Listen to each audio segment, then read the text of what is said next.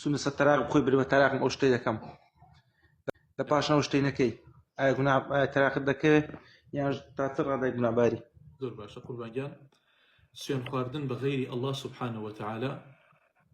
شريك دانان بخواي پروردگار پیغمبر فرمي صلى الله عليه وسلم من حلف بغير الله فقد كفر أو أشرك هر کسی بغير خواي گەورە سوين بخوات یا كفري كردووە یا شركي كردووە ئەما ئەگەر کەسێک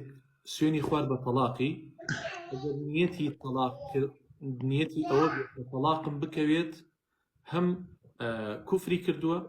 و هەم تەلاقێکیش یەکەوێت بەڵام ئەگەر وا ڕاهات بێت کابرا چۆن کەسێک ئەڵێ یەکێک ئەڵێ بە شەرەفم یەکێک ئەڵێ بە گۆڕی باوکم یەکێک ئەڵێ بەسەر نازانم کێ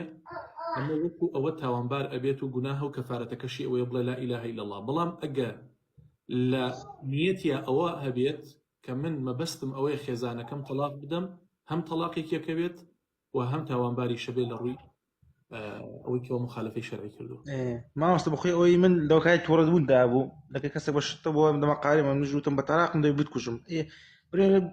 سودەکەی بشتێنی باش دقت لەکەی وانی مامۆستا تاکید قوربانگیان جەنابەت ئەگەر نیەتت تەلاق کەوتن بوو بێت تەلاقێکت کەوتووە و ئەبێت کەفارەتی سوێندێکیش بدەیت ئەویش تێرکردنی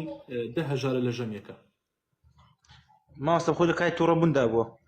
ڕێی شەرین تۆ کەوتت بە تەلاقم سەیری نیەتت کە ئەبێ بزانی نیەتت چی بووە ئایا تەنها سوێن خواردنێ بووە یا ئەوە بێت تەلاقم لە خێزانم کەوت بێت حەسەب نیەتەکەی خۆتە طبعا حەسەب نیەتەکەی خۆتە زۆر چاکە مامۆستا خوددا خێر بێت جزاک الله خێر